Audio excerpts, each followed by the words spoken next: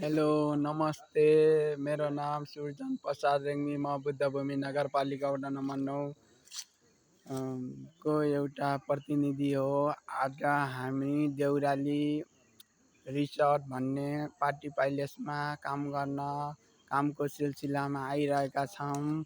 यो party palace एकदम सान्दर्भिक र एकदम स्वच्छ वातावरणमा सञ्चालित रहेको छ।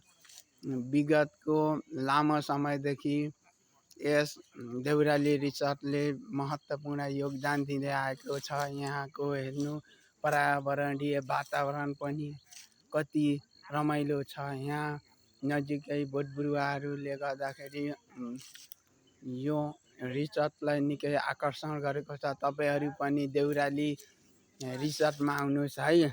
देउराली रिसोर्टमा त विभिन्न प्रकारका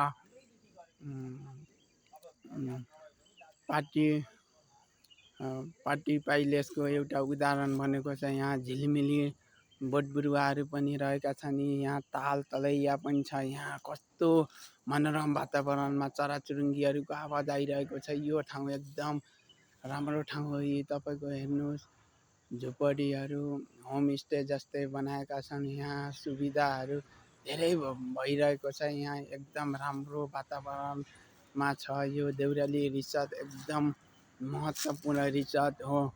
हेर्नु खरेन्द्रपुरको नजिकै सुपर देउरालीको ठ्याक्क अगाडिपट्टि देउराली रिसोर्टको एउटा झल्को आएको छ। देउराली रिसोर्टमा विभिन्न प्रकारका कामदारहरूले काम गरिरहेका छन्। उहाँहरूले राम्रोसँग काम गरिरहेका छन्। हेर्नुहोस् यो गाडी पनि हिँडेको दृश्य देखिरहेको छ। कति झिलिमिली रहेको छ। यो देउराली रिसोर्ट भन्ने तपाईँले बुझ्नुहोस्। Deurali Supa Deurali agro and village resort private limited Shivraj नगरपालिका 3 खरेन्द्रपुर कपिलवस्तुद्वारा आयोजित रहेको छ। यसमा विभिन्न प्रकारका पार्टी फङ्सनहरू ग्यादरिङहरू कार्यक्रमहरू सञ्चालन हुँदै आएको छ। विगतको लामो समयदेखि यो अहिलेको यो हाम्रो शिवराज नगरपालिकाको टप नम्बर 1 देउराली रिसोर्टलाई बुझ्न सकिन्छ। देउराली रिसोर्ट एकदम राम्रो रिसोर्ट हो।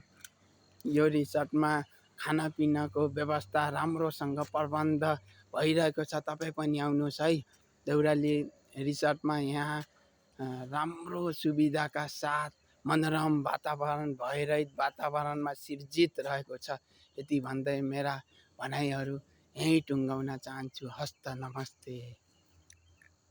जय देउराली रिसोर्ट।